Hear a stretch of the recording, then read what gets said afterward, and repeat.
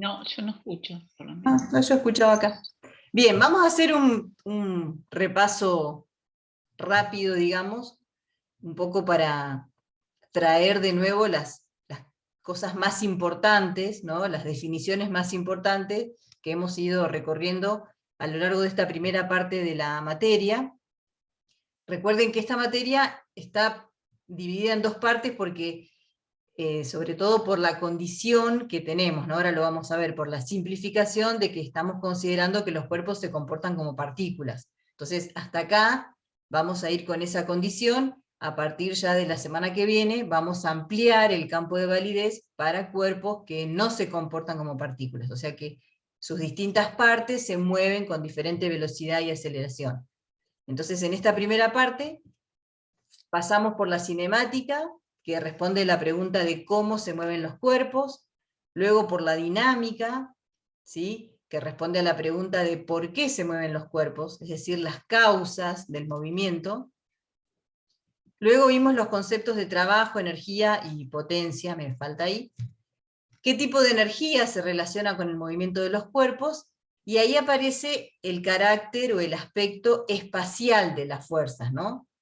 ¿Qué pasa cuando se aplica una fuerza durante un cierto desplazamiento? Esa fuerza cambia algo del sistema. Y por último, en la unidad de impulso y cantidad de movimiento, también vemos de qué depende el cambio en el movimiento de un cuerpo, y ahí vimos el aspecto temporal de las fuerzas, es decir, fuerzas aplicadas durante un intervalo de tiempo. Entonces vamos a hacer un repasito de los principales conceptos que vimos en estas primeras 4 unidades, pasando por las simplificaciones, o sea que primero dijimos que vamos a considerar que los cuerpos se comportan como partículas, y eso implica que todas las partes del cuerpo se mueven de la misma manera, es decir, con la misma velocidad. ¿Sí? Eso es lo que le da el marco de validez a lo que hemos visto hasta ahora.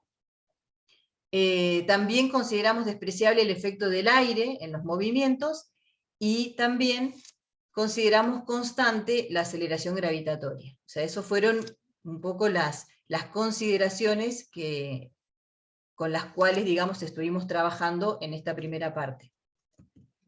Bien, cinemática básicamente, ¿sí? se sustenta en las 3 magnitudes, que se llaman por supuesto magnitudes cinemáticas, que son la posición, la velocidad y la aceleración.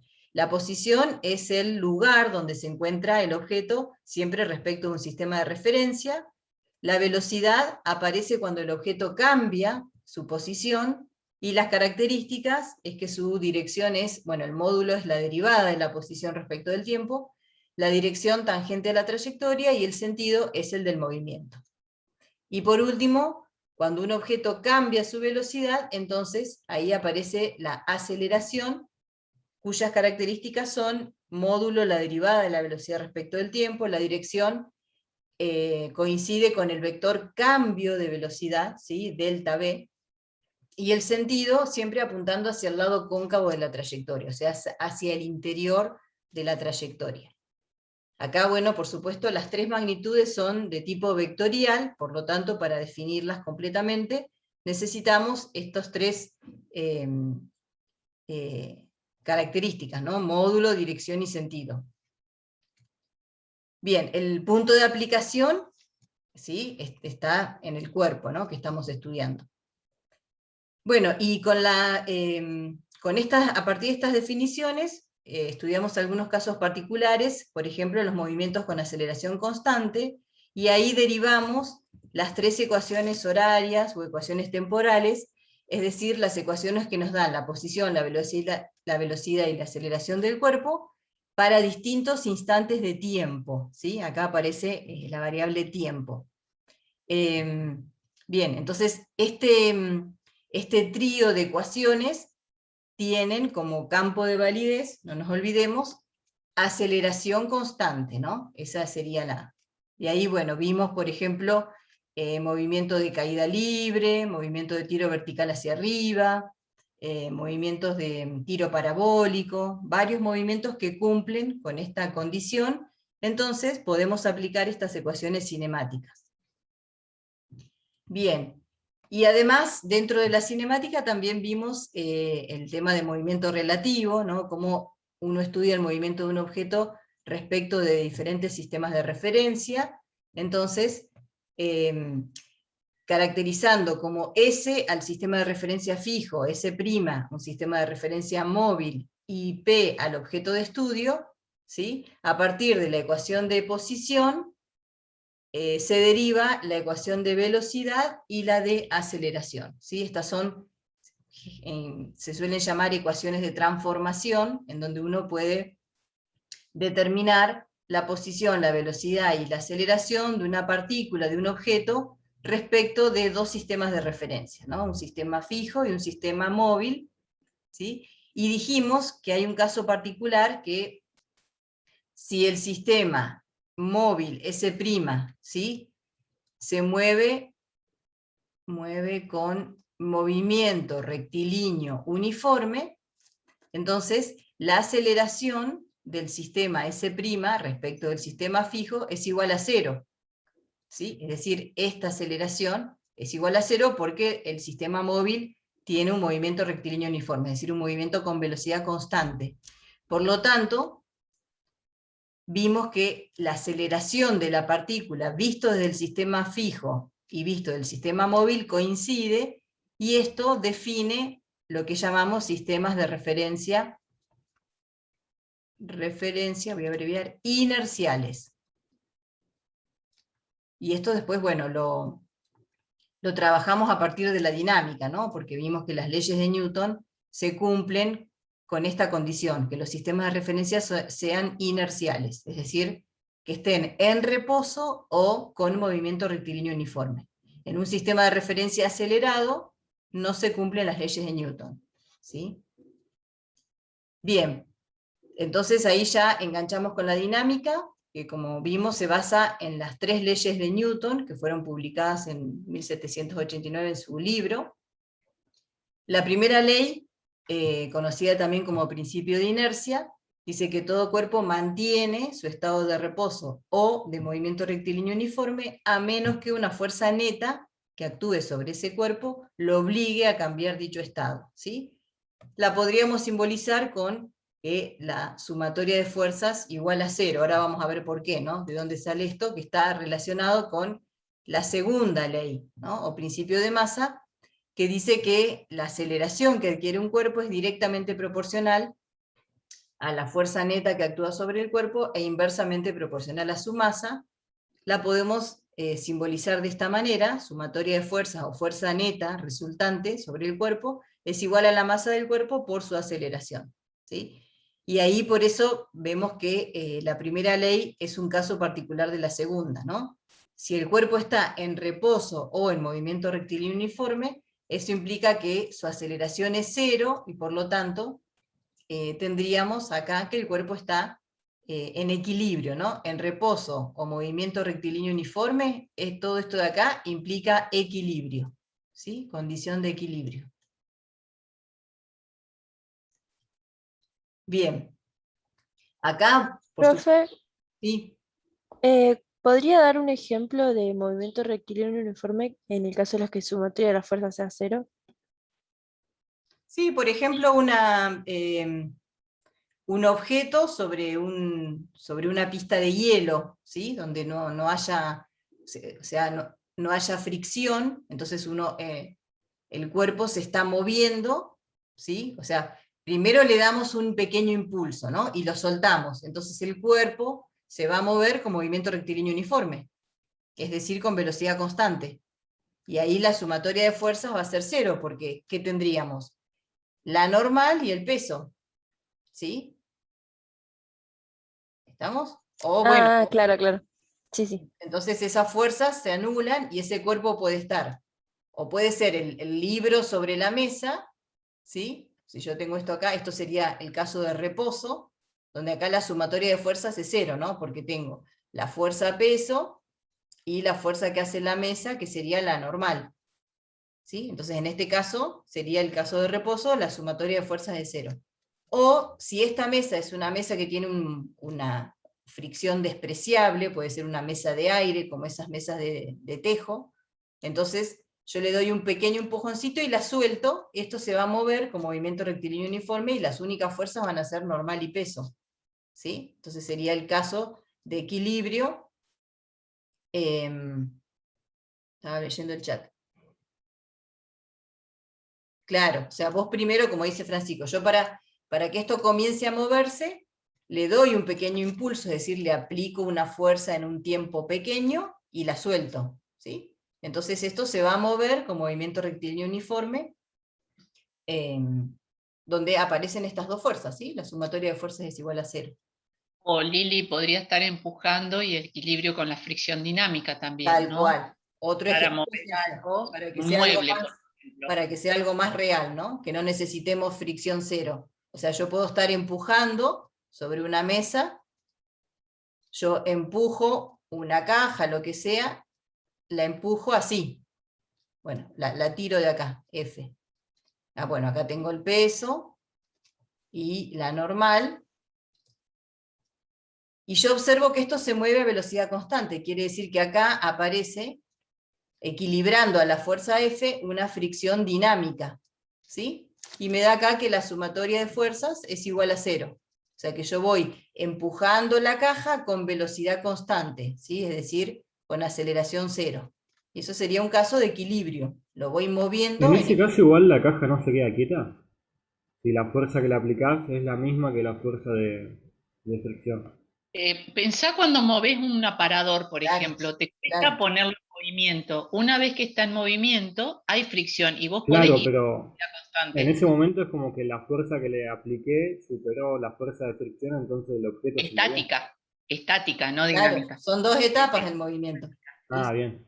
sí, sí, sí, son dos etapas. Por eso una vez que está en movimiento, ¿sí? Se establece este equilibrio de fuerzas, porque la fricción dinámica es una fuerza constante, ¿sí? Que se va a equilibrar con la fuerza con la que nosotros empujamos. ¿Sí? Bien, y El otro acá una característica. Sí, dice en el chat que hay una fuerza para cambiar el estado. Sí, es real, al claro, sí, principio sí, sí, sí. cambiarlo. Lo mismo que cuando está en reposo y yo ¿sí? Sobre una superficie sin fricción y yo lo quiero mover para que esto tenga una determinada velocidad, bueno, pasa eso, ¿no? Tengo que aplicar una fuerza en un tiempo pequeño, o sea, le doy un impulso, ya que estamos, lo decimos con propiedad, le doy un pequeño impulso, ¿sí? Y lo pongo en movimiento. Cuando dejo de aplicar la fuerza, eso continúa moviéndose, ¿sí? Al contrario de lo que pensaba Aristóteles, ¿no? Que decía que para mantener el movimiento del cuerpo era necesario aplicarle una fuerza neta, ¿sí? ¿Quién se dio cuenta que de eso que no era necesario? Bueno, Galileo, ¿sí? Que bueno, fue un poco lo que discutimos cuando vimos esta parte, ¿sí? Y acá algo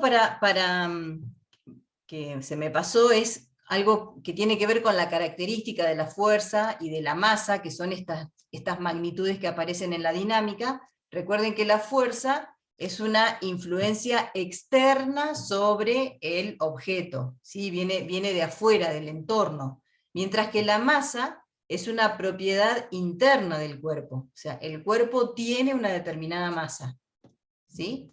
Eso es importante porque, digamos, nos dan idea de que algo es interno, propio, y algo viene del entorno, y eso va a estar vinculado con las distintas magnitudes que vayamos definiendo, que están relacionadas o con la fuerza o con la masa. ¿Sí?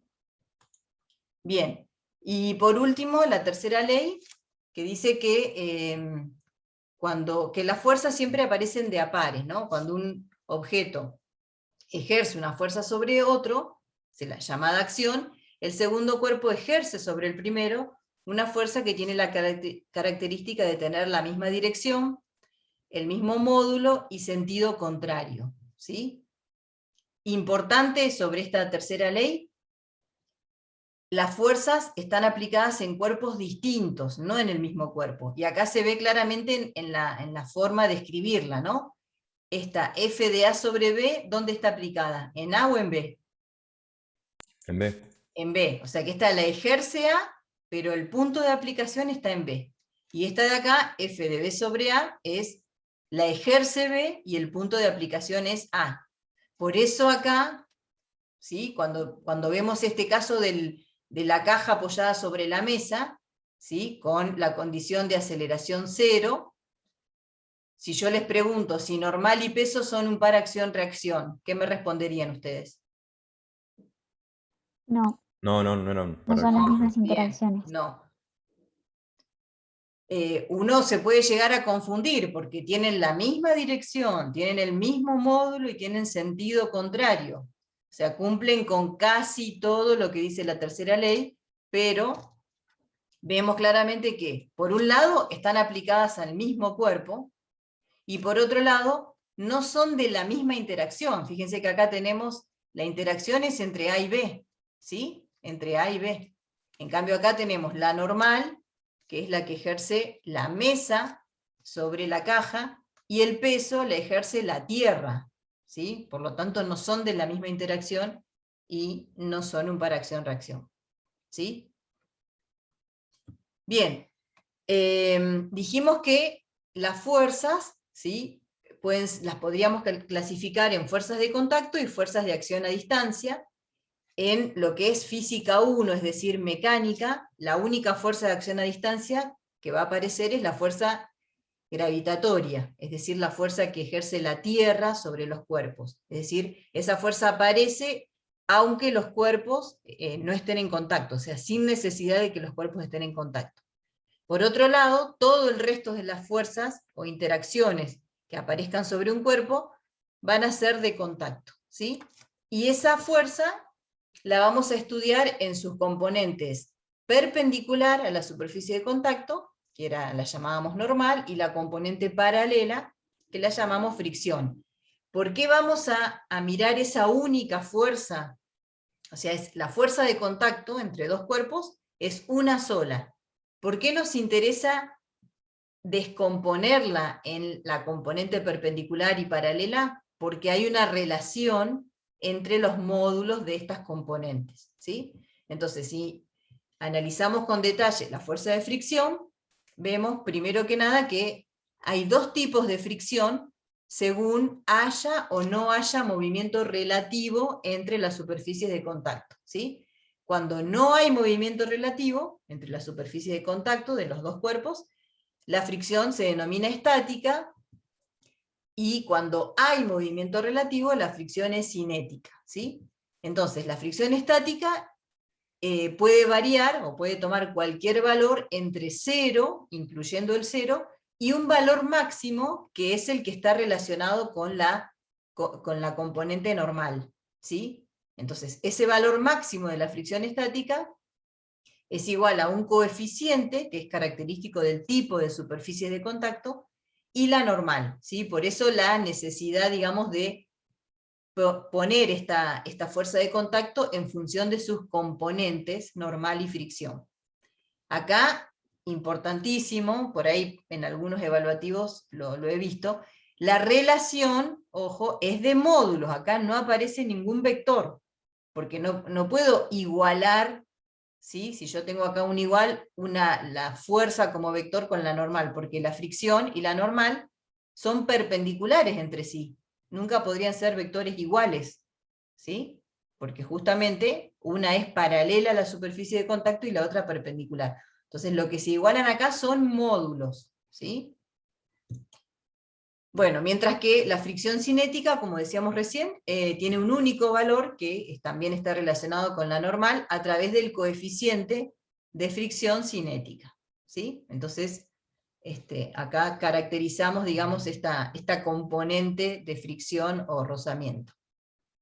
Bien, y después otras dos fuerzas particulares que estudiamos fueron la fuerza gravitatoria, que viene a partir de la ley de gravitación universal, también de Newton, que dice que la fuerza entre dos objetos cualquiera, ¿sí? Profe, Sí, ahí me preguntaron sobre si puede dar un ejemplo de fuerza fricción. un ejemplo de fuerza de fricción. A ver, esperen que voy a leer el chat, que se me pasa. Sería la fuerza de fricción... ay, se me corrió para arriba. sería la fuerza de fricción que ejerce el objeto sobre el piso. Creo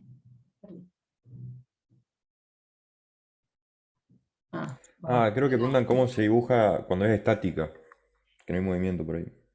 Bueno, acuérdense que la fricción estática la vamos a dibujar dependiendo de la tendencia que tiene el cuerpo a moverse. Bueno, a ver, veamos un ejemplito.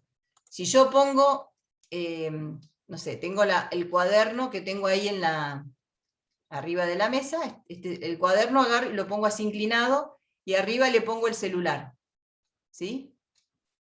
Y observo que queda ahí quieto, en reposo.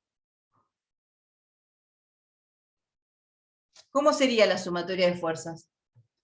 Si esto queda en reposo. 0. Igual a 0. Bien, entonces, ahora hago el diagrama de cuerpo libre, acá mismo. ¿Qué me queda? El peso, que es la única fuerza que aparece como acción a distancia, ¿y con quién más está en contacto el celular? Con La normal sería con el plano. Entonces acá, claro, fíjense, si yo pongo la normal, y ahora yo hago esta suma, pongo una a continuación de la otra, ahí, me va a dar una fuerza neta así, ¿no? ¿Se ve ahí? Cuando quiero sumar las fuerzas, normal más el peso, me da una fuerza, no la quiero poner punteada, en este sentido. Pero esto observo que no se cae. ¿Por qué? Porque esa fuerza no supera la fuerza de fricción estática. Claro, ahí aparece una fuerza de fricción estática que se opone a la tendencia al movimiento, porque acá no hay movimiento. Entonces digo, bueno, si no hay movimiento, ¿para dónde la dibujo? Y bueno, tengo que pensar en la tendencia. ¿En qué sentido tiende a moverse este celular sobre el cuaderno? Para abajo a la Hacia derecha. abajo. Hacia sería. abajo. Claro, porque si yo sumo la normal con el peso, me da una fuerza neta que lo está tirando hacia abajo. Por lo tanto, este diagrama de cuerpo libre se completa con la fuerza de fricción estática, ¿sí? Bueno, acá habría que ponerle entre el plano y el celular, ¿no? Entre el plano... Profe, ahí en el chat estaban poniendo que la consulta iba con la fuerza cinética al final, no con la estática. pero me están mareando. Bueno, la cinética, ¿cómo se dibuja? Esa es más simple, porque la cinética se opone a la velocidad de la superficie de contacto, ¿sí? Me ¿Estamos? parece que estaban preguntando sobre cuál es el par acción-reacción de la fuerza de fricción dinámica. Entonces, era eso. Tipo, ¿cuál es el par acción-reacción? ¿Quién ejerce esa fuerza de fricción dinámica? ¿Quién la ejerce?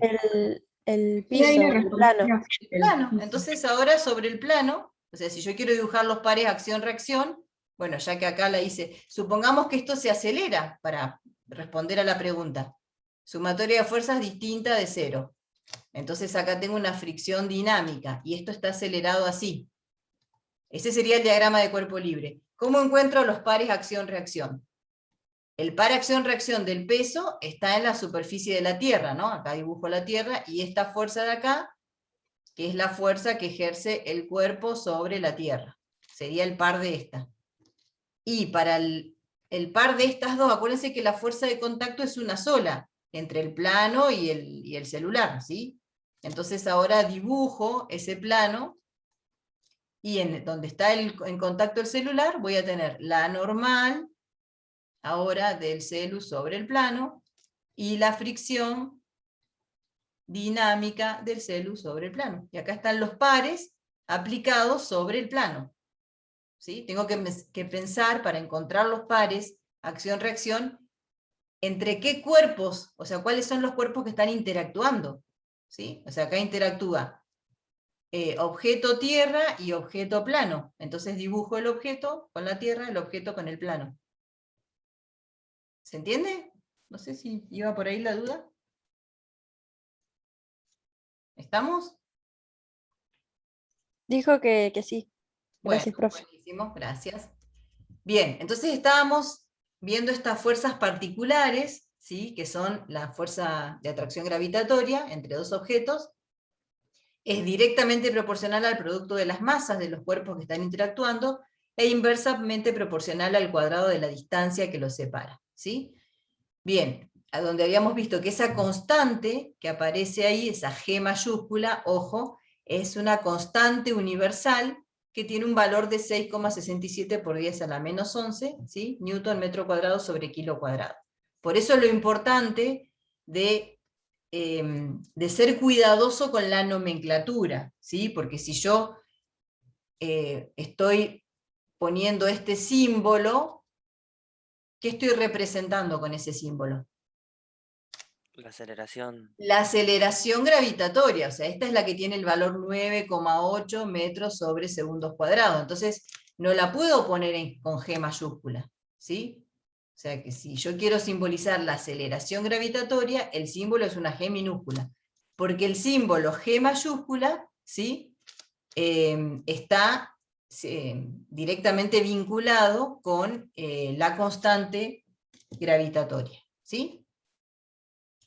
Bien, y otra fuerza particular que vimos es la fuerza que aparece en estos sistemas denominados resortes, o sea, sistemas que se deforman bajo la acción de una fuerza y cuando se deja de aplicar la fuerza recuperan su forma original, y esa fuerza también es directamente proporcional a la deformación del resorte, y esa constante de proporcionalidad es lo que denominamos constante de fuerza o constante de rigidez, ¿sí? Acá ya, bueno, vimos cuando definimos estas fuerzas, como las estamos escribiendo con su carácter vectorial, tanto en la fuerza gravitatoria como en la elástica aparece un menos, que tiene que ver con con el sistema de referencia, ¿no? Con cómo estoy considerando el sistema de referencia y la relación entre el sentido de la deformación y la fuerza que aparece, ¿sí? Pero acuérdense que cuando hacemos un diagrama de cuerpo libre y aparecen estas fuerzas, el signo se lo voy a poner después de acuerdo a el sistema de referencia que elijamos, ¿sí?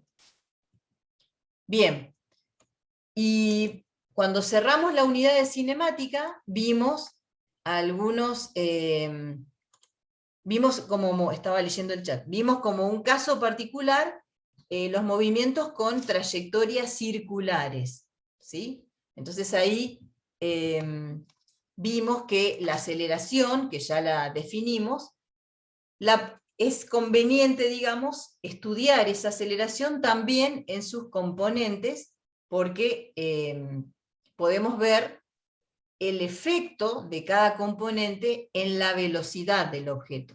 Entonces, si yo les muestro esta imagen de acá, acá tengo un auto que está moviéndose en una trayectoria circular, o sea que esta línea punteada azul es la trayectoria, y en este instante en que estoy observando el movimiento, tengo el vector velocidad, como siempre, tangente a la trayectoria y con el sentido de movimiento, y el vector aceleración.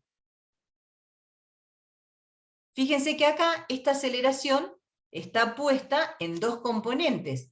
Una componente que acompaña a la velocidad y se la llama tangencial, porque justamente la velocidad es tangente a la trayectoria, y una componente perpendicular a esa dirección tangencial, que se la llama radial o normal, ¿sí? O normal, porque justamente es perpendicular a la dirección tangencial y tiene esa dirección del radio. Entonces, ¿qué me pueden decir acá? ¿Cuál es el efecto de esta aceleración en el movimiento, en la velocidad? ¿Se acuerdan? La que es perpendicular le cambia el sentido al movimiento Bien. del objeto. Bien, le cambia la dirección, ¿no? Ese combo dirección y sentido. Claro, eso. Bien, bien. ¿Y la otra componente que está en la La dirección? tangencial es como que aumentaba o disminuía el módulo de la velocidad. Perfecto. Entonces, en este caso, en este dibujo, ¿qué le está pasando a la velocidad? Está aumentando. Bien. La rapidez está aumentando y la trayectoria es curva, ¿no? Acá ya vemos la forma de la trayectoria. Y en este caso, está disminuyendo la velocidad y también la trayectoria es curva. bien, perfecto. O sea que acá la aceleración vuelve a tener las dos componentes, ¿sí? Una componente entonces tangencial, que es la encargada de cambiarle el módulo a la velocidad. Eso quiere decir que si está en el mismo sentido que la velocidad, el módulo aumenta, Si está en sentido contrario que la velocidad, el módulo de la velocidad disminuye, ¿sí? Y la componente radial o normal, que es la encargada de cambiarle la dirección a la velocidad. Esa que la mantiene en curva, ¿no? Mantiene que Exactamente. es una curva. Entonces, si la trayectoria, a ver, si la trayectoria de un objeto, de este auto, es recta, ¿cuál componente es cero? La radial. La radial. Bien. Y si la rapidez no cambia, La tangencial es 0. bien. Y si la trayectoria es recta y la rapidez no cambia, ¿No hay aceleración o no? esa, bien, Si no cambia. bien. En otro tipo de sistema ya. Ah, no, bien, es un movimiento rectilíneo uniforme. Sí, sí, tal cual. Claro. Pero estuvieron rapidísimos. No alcancé a leer quién, pero muy bien, muy bien. Bien, excelente. Y ahí nomás enganchamos, ¿no?, el movimiento circular con la dinámica. No hay nada nuevo, lo que sí es que como nosotros sabemos o caracterizamos, digamos, las dos componentes de la aceleración, ahora cuando hagamos el diagrama de cuerpo libre, vamos a tener en cuenta estas direcciones, ¿no? Una dirección radial, una dirección tangencial, y en el caso en que el movimiento se desarrolle en un plano horizontal, se va a sumar la dirección vertical. ¿Cuál sería un ejemplo de esto en que aparezcan las tres direcciones?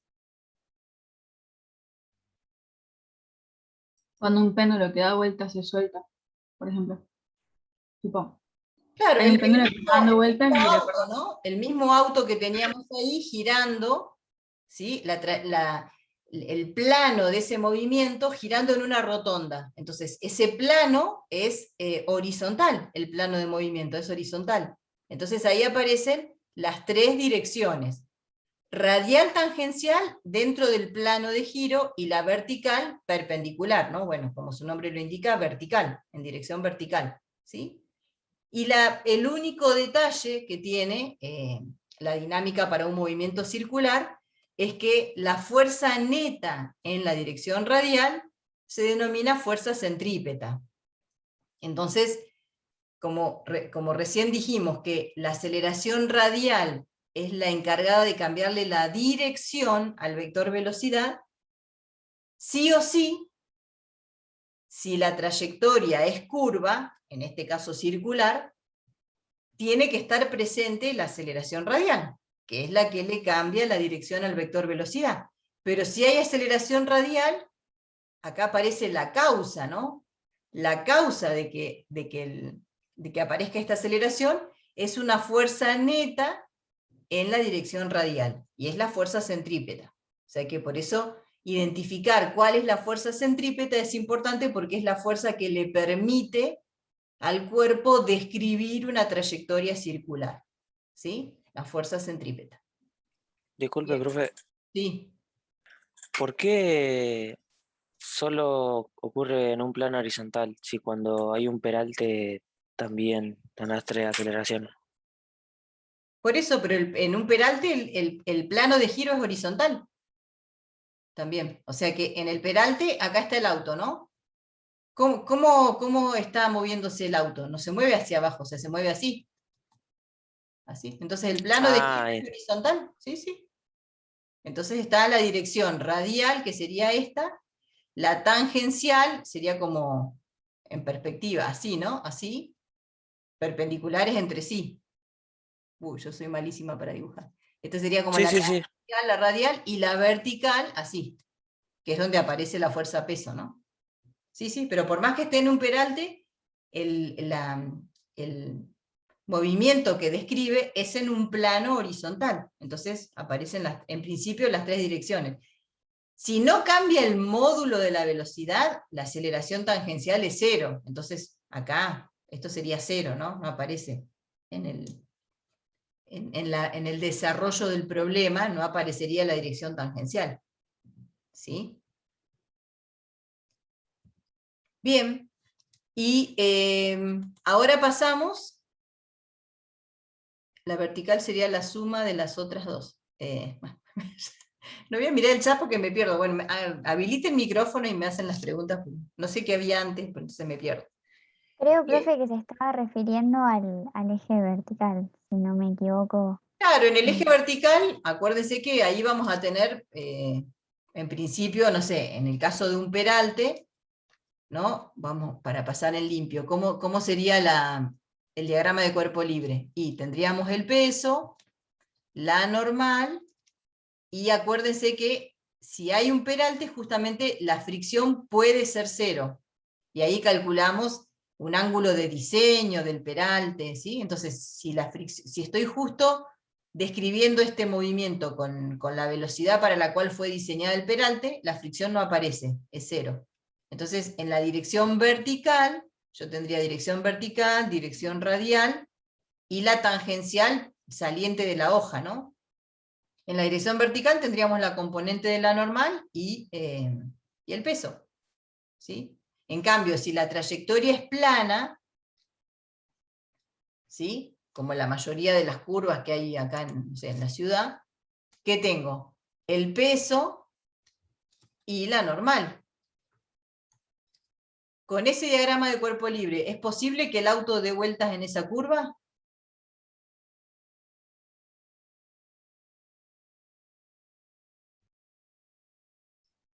Sí,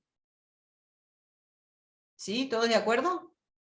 Para mí no te estaría faltando un eje. Claro. Puede dar vuelta. Está faltando la fuerza centrípeta. Esta de acá. Claro, si no, no podría doblar de Puede girar. forma curva. Faltaría el radial. Exactamente. ¿Y cuál es la fuerza centrípeta acá? Es un auto dando vueltas por una curva. El rozamiento con el piso. Tal cual, la fricción, así, ¿no? La fricción que además es de tipo estática, porque el auto no se mueve lateralmente, o sea, siempre está a la misma distancia del centro de la curva. Entonces, si la curva es plana, sí o sí tiene que aparecer la fricción. Si no, no hay posibilidad de que pueda girar. En cambio, si la curva tiene un peralte, ahí la fuerza centrípeta es la componente de la normal. Entonces ya quedó cubierto con esa componente, ¿sí? O sea, yo necesito una fuerza centrípeta que es la que me va a producir la aceleración centrípeta o radial, ¿no? Centrípeta, radial, acuérdense que son todos sinónimos. Centrípeta, radial, normal. Son los tres nombres que tiene la O sea, aceleración. profe, que sin rozamiento ahí no se podría dar la vuelta, ¿no? Tal cual, no se Igual, podría. no habíamos hecho una vez un problema donde justamente habíamos dicho que había justo un valor de inclinación en el que si vos venías con una velocidad podías girar la vuelta sin que tenga rozamiento, como que no dependía más del rozamiento ahí. Claro, por eso, para eso es el peralte, que es esto que está acá. Fíjate que acá no está la fuerza de rozamiento. O sea que el peralte vino a solucionar este problema. Si yo quiero que no aparezca la fricción, ¿sí? Lo que hago es diseñar este ángulo, este es el ángulo del peralte, ¿no? Para que la componente en X de la normal me reemplace la fricción que necesitaba, ¿o no? Exactamente. Está Sí, eso también lo hacen más que Gracias. nada porque si algún auto tiene las gomas medias gastadas, entonces Sí, evitan eso. exactamente. Evitar el deslizamiento. Sí. Bien. Pero ahí, por eso, si yo tengo un peralte, ahí la fricción es la pregunta de parcial. ¿La fricción estática puede ser cero? Sí, puede ser cero. Porque yo necesito una fuerza centrípeta, ¿sí? Y la fuerza centrípeta en el caso del peralte es la componente de la normal. Esta de acá es la componente de la normal. O sea que podría no necesitar la fricción. ¿Y la fricción estática puede ser cero? Sí, porque ya vimos que su valor va entre 0, incluyendo el 0, y un valor máximo que es el que se relaciona con la componente normal, ¿no? ¿Sí? O sea que puede ser 0 tranquilamente. Ahora yo les digo, tengo un peralte y digo, ¿la fricción estática es 0? Y no lo podría asegurar. O sea, va a ser 0 si yo tengo la rapidez con la que fue diseñada, o sea, voy transitando con esa rapidez con la que fue diseñada el peralte. Si no, aparece la fricción, ¿sí? Bien. Luego pasamos a estos conceptos de trabajo, energía, potencia, ¿sí? Que de alguna manera nos llevan a magnitudes de tipo escalares. Fíjense que hasta ahora, salvo la masa, por supuesto, y el tiempo, el resto de las magnitudes eran vectoriales. Acá, trabajo, energía, potencia, magnitudes escalares, que además están íntimamente relacionadas, ¿no? La definición general de trabajo de una fuerza, ¿sí? Es la integral del producto escalar entre la fuerza y el diferencial de posición. Ya vimos que hay dos procedimientos para desarrollar este producto escalar. Uno es multiplicar los módulos de ambos vectores por el coseno del ángulo comprendido, y el otro es multiplicar componente a componente y sumar, ¿sí? En cualquiera de los dos casos, el resultado es un escalar, que es el trabajo, ¿sí? Y por otro lado definimos la energía cinética como la energía del movimiento, ¿no? Está directamente vinculada con la rapidez al cuadrado del objeto y por supuesto con la masa. Cuando relacionamos, pasando por la segunda ley de Newton, llegamos al teorema de trabajo y energía cinética, que nos dice que el trabajo neto implica de la fuerza resultante, ¿no? De todas las fuerzas que actúan sobre un sistema, es igual al cambio de la energía cinética. Y si cambia la energía cinética, básicamente, ¿qué cambia del objeto? La velocidad. La velocidad, ¿no? Bueno, su rapidez. Claro, eso porque habíamos dicho que la masa siempre era la misma, tipo, era como una de las cosas que habíamos puesto. Masa constante, exactamente. Bueno, ahí gracias por recordarlo, porque para llegar a este teorema pasamos por esa condición, ¿no? O sea que lo voy a poner acá. Masa constante. ¿Sí? Entonces llegamos a establecer esta relación, y acá ya nos queda un poco más claro que el trabajo neto está relacionado con una transferencia de energía, ¿no? Yo cuando empujo algo, durante un cierto desplazamiento, fíjense que acá aparece el carácter espacial de la fuerza, lo que hago es cambiarle la energía cinética al sistema. O sea, o aumentarle su rapidez o disminuirle su rapidez, le cambio su energía cinética. ¿Sí? Entonces, al relacionar el trabajo con la energía, ¿no? Toma un poco más de forma este concepto de trabajo.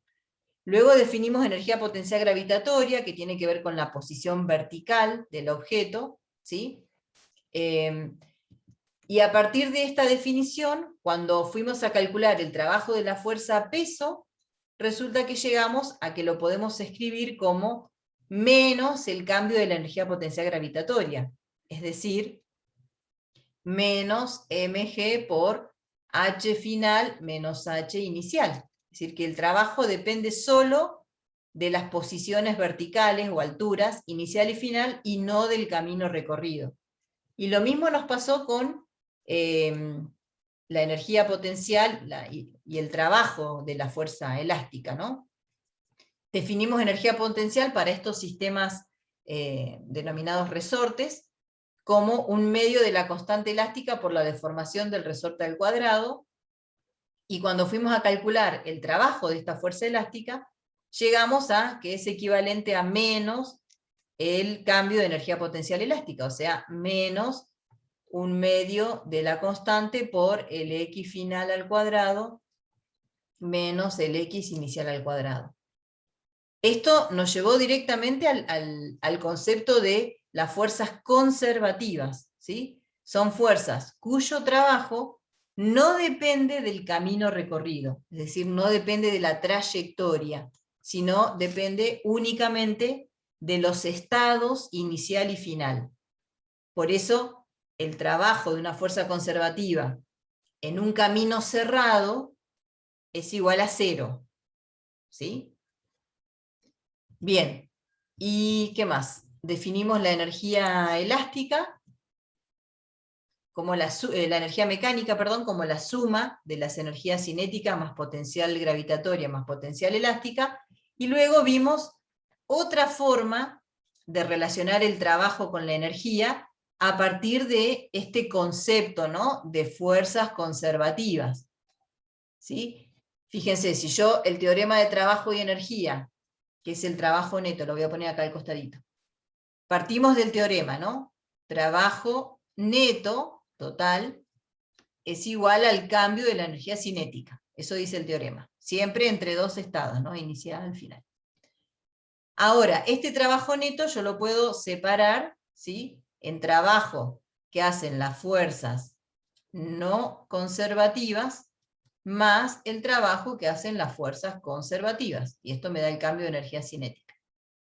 Como vimos recién, este trabajo se puede expresar como menos el cambio de energías potenciales, tanto gravitatorias como elásticas, ¿sí? Entonces, estas energías potenciales las paso al otro término y las sumo con las energías cinéticas, y me queda, bueno, sigo por acá, que el trabajo de las fuerzas no conservativas es igual al cambio de energía cinética y cambio de energía potencial, ¿sí?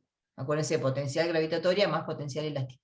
Todo esto no es otra cosa que el cambio de la energía mecánica, ¿sí? Entonces, otra forma, acá digamos, esto nos lleva directamente al concepto de conservación de la energía, ¿no? Si el trabajo de las fuerzas no conservativas es igual a 0, entonces la energía mecánica de ese sistema que estamos analizando es constante, tiene siempre el mismo valor, ¿sí? El sistema no pierde ni gana energía en ese movimiento que estamos estudiando, ¿sí? Entonces acá, para resolver un problema, podemos partir del teorema de trabajo de energía cinética, o podemos partir de esto de acá, de la relación entre fuerzas no conservativas y cambio de energía mecánica, y por supuesto vamos a llegar al mismo resultado, ¿sí? Lo importante es no mezclar, que por ahí hemos visto que si uno pone trabajo neto igual al cambio de energía mecánica, está mal, y si uno pone trabajo de las fuerzas no conservativas igual al cambio de energía cinética, también está mal. O sea, no cruzar los dos teoremas, ¿no? Bien. Y, bueno, la potencia, que siempre la dejamos ahí abandonada. En el concepto de potencia, la importancia es que aparece el tiempo, ¿no? O sea, la potencia es el ritmo al cual se desarrolla cierto trabajo. Entonces lo podemos calcular como el trabajo sobre el tiempo en el cual se hace trabajo, o reemplazando acá por el concepto de trabajo, nos queda como fuerza por velocidad, ¿no? Depende de los datos que tengamos. Bien, y por último, en la última unidad, aparece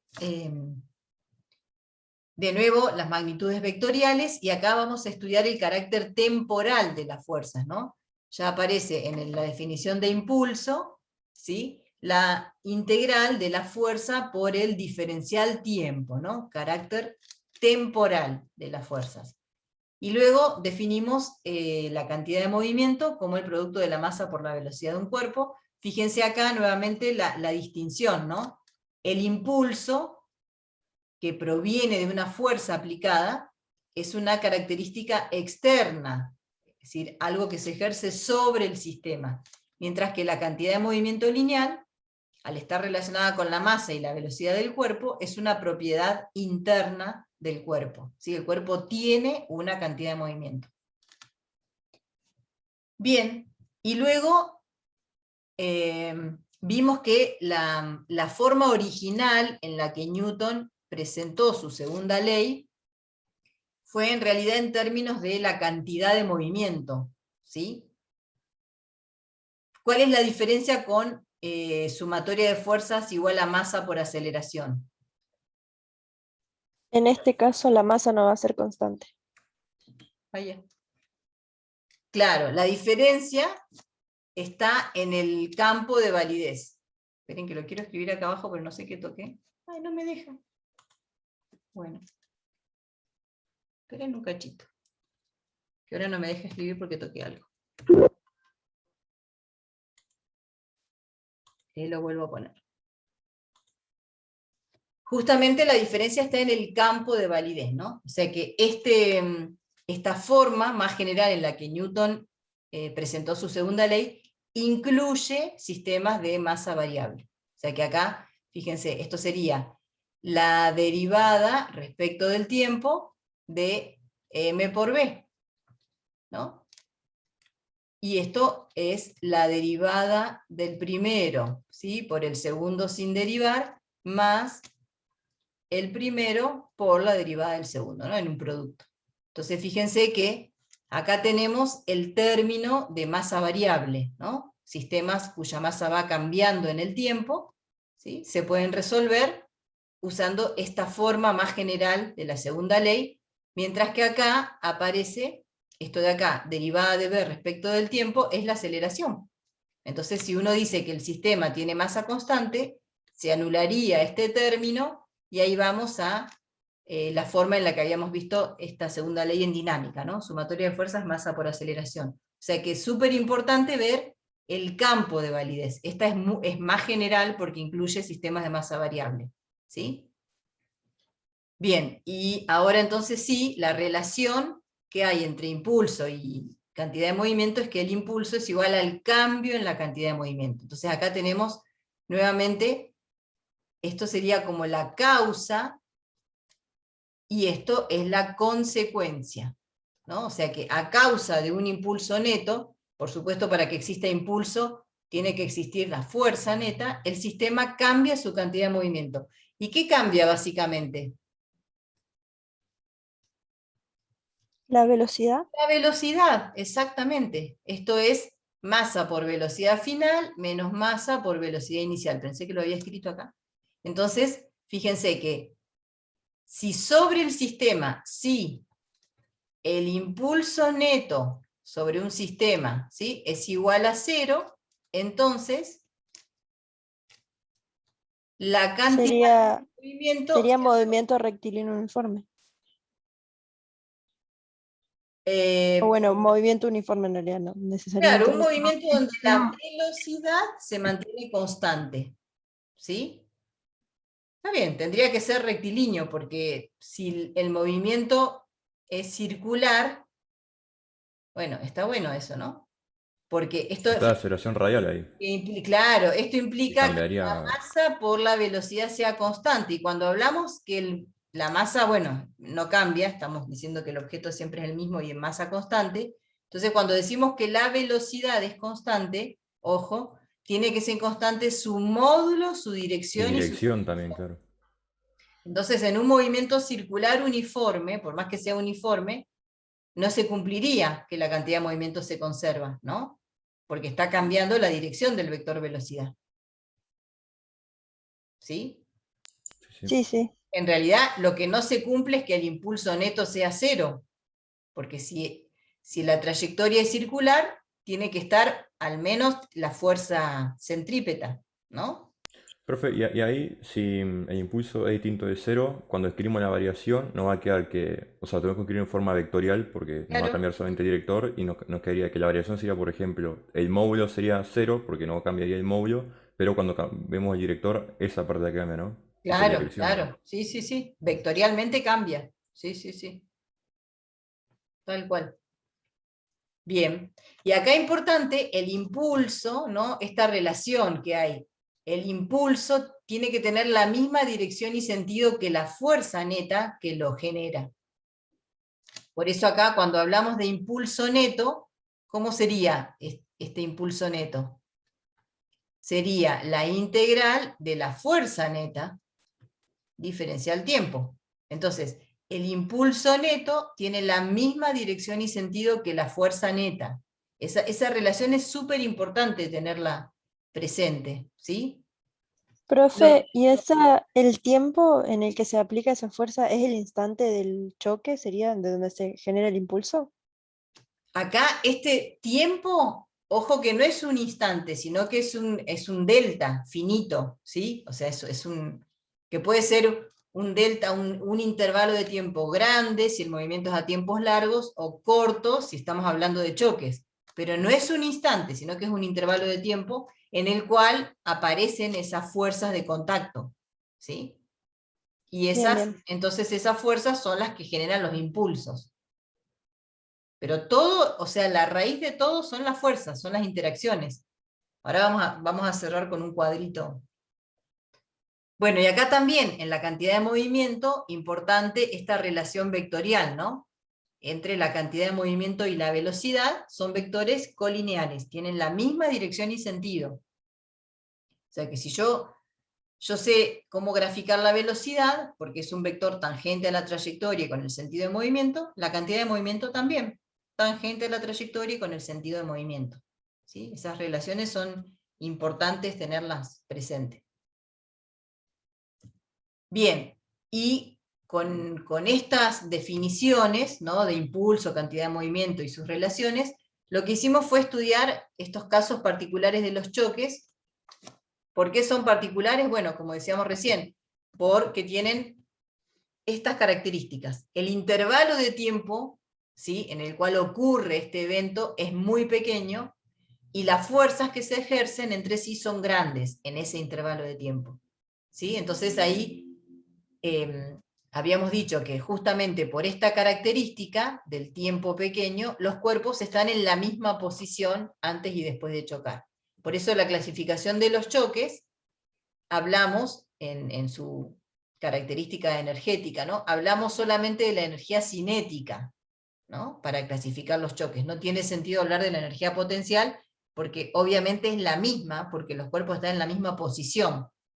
¿Sí? Entonces, cuando la energía total, la energía cinética total del sistema se conserva, se mantiene constante, el choque es elástico, mientras que si la energía disminuye, el choque es inelástico, y un caso particular del inelástico es el choque plástico, o totalmente inelástico, en el cual la energía también disminuye, pero la característica es que los cuerpos tienen la misma velocidad final, es decir, quedan unidos después del impacto. ¿Sí?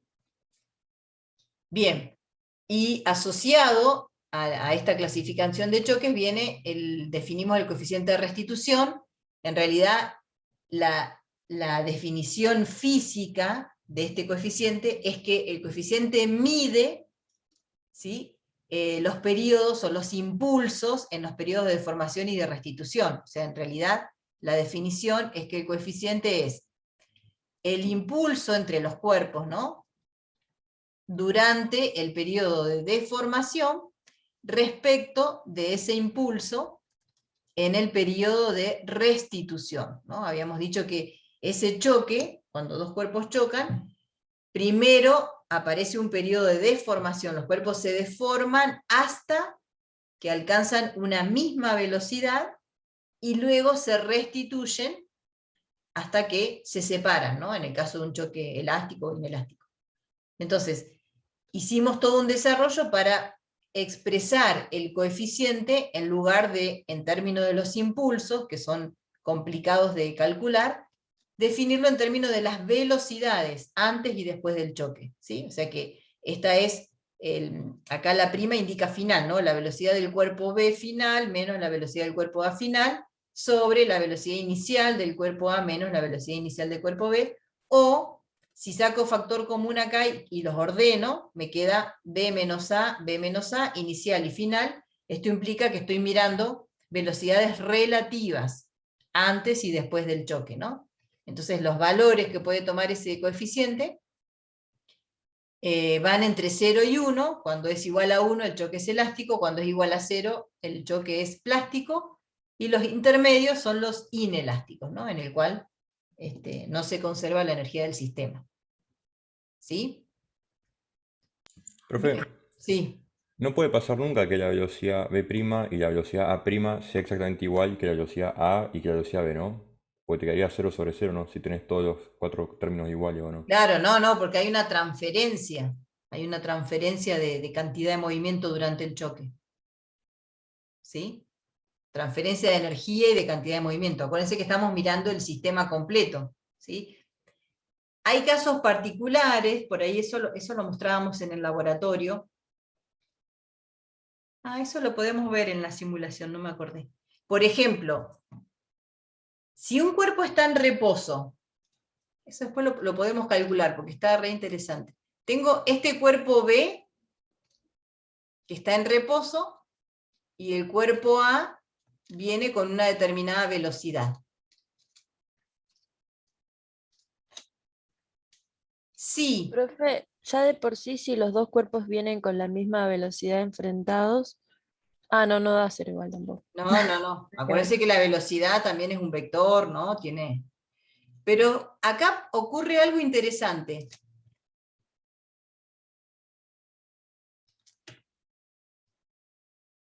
Por ahí lo podrían plantear y me dicen, ¿qué va a pasar? Tengo Esto, el profe, cuerpo A que eh, viene con una determinada velocidad y choca elásticamente al cuerpo B, pero además de que lo choca elásticamente, tengo esta condición, ¿no? Que las masas son iguales. Y ahí Le podemos transfiere toda la plantear, energía y el bloque B termina con la misma velocidad que el bloque A, pero el bloque A queda quieto. Tal cual. eso es como lo de los péndulos de Newton, ¿no? Que chocan como tres pelotitas y después salen dos y así. Exactamente. profe, Claro, como que le transfiere totalmente toda la energía. Totalmente, pero aparte, esto nosotros tenemos en el laboratorio una pista con los carritos con rueditas, o sea, obviamente acá estamos diciendo que despreciamos la fricción, ¿no? Y se ve pero impresionante, o sea, empujamos este carrito, este está quieto, lo empujamos, cuando lo choca, este queda parado, pero literalmente, quieto, y este sale para allá. Y esto lo teníamos en la simulación de física con ordenador, yo me olvidé, bueno, pero ahí después lo podemos ver. Mientras resolvemos otro problema lo busco. Pero ojo, porque si las masas son distintas, o el choque no es elástico, sino que acá hay un 0,8, 0,9, ya la cosa cambia, o sea, se tiene que cumplir esta condición. Y esto se puede demostrar, ¿no? O sea, con la conservación de cantidad de movimiento y el coeficiente, se llega a que la B final de A es 0, ¿sí? Y la B' de B es igual a la velocidad inicial de A. O sea, eso sale planteando el problema. Es re interesante, y cuando uno lo ve, es como que, ¡guau!, se sorprende, porque le transfiere completamente su cantidad de movimiento. ¿Sí? Pero bueno, por eso depende de la situación del tipo de choque, de la relación de masas, ¿sí? Bien, después voy a buscar eso, me olvidé. Bueno, y acá como para hacer un paneo, tener todo junto, lo que hice fue escribir las relaciones más importantes para ver cómo se entrelazan, ¿no? Fíjense, en la cinemática, que tenemos el cómo se mueven los cuerpos, caracterizamos posición, velocidad y aceleración. Y acá aparece la aceleración como el cambio de la velocidad, ¿sí? De acá vamos directamente a mirar la causa. ¿Por qué el cuerpo cambia su velocidad? ¿Por qué? ¿Por qué? Porque tiene aceleración, Recibe ¿no? fuerzas externas. No, porque hay una fuerza neta, claro, la segunda opción que me dieron, era la que quería escuchar. Porque hay una fuerza externa. O sea, si yo digo, ¿por qué cambia su aceleración? ¿Por qué hay aceleración? Porque cambia la velocidad. Eso lo estoy diciendo acá, en la definición de aceleración. ¿Sí? Cambia la velocidad y aceleración. Ahora bien, ¿por qué? Me voy a la causa.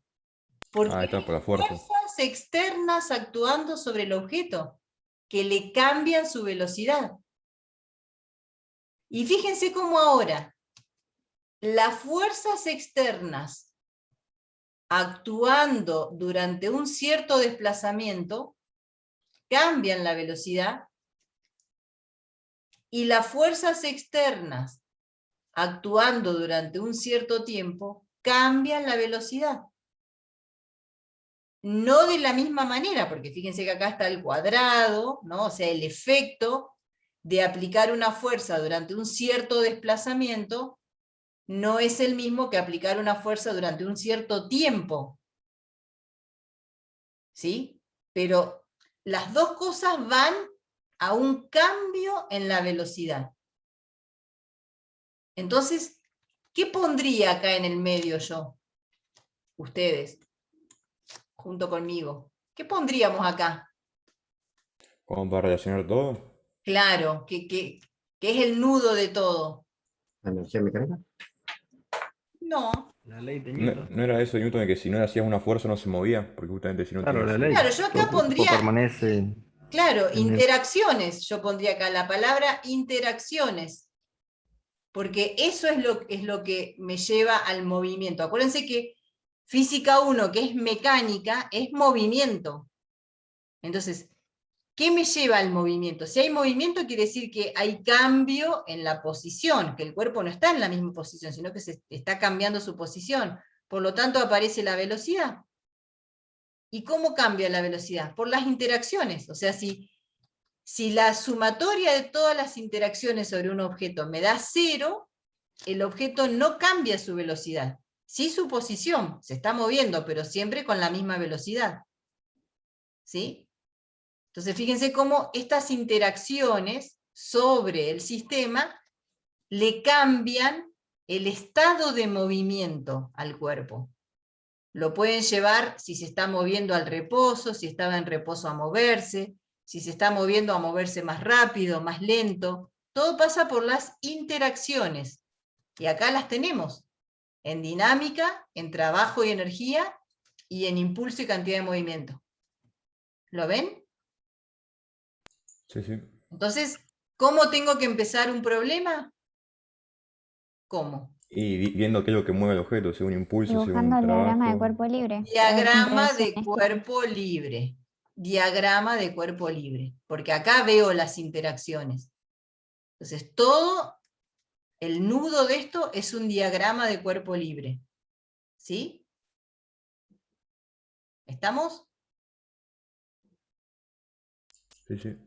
¿No es hermosa esta materia? Y lo que se viene, más todavía. Es muy lindo. Profe, tengo Bien. una consulta que me surgió ayer mientras estaba resolviendo un ejercicio. El impulso no se coloca en el diagrama de cuerpo libre, ¿sí? Se coloca solamente en el gráfico que hacíamos con los profes de los vectores Claro. y de cantidad de movimiento. Claro, porque el diagrama de cuerpo libre está reservado a esto, a las interacciones. Las interacciones son las fuerzas. ¿Sí? O sea que en el diagrama de cuerpo libre van fuerzas. Eso es lo que tiene el diagrama de cuerpo libre. Perfecto.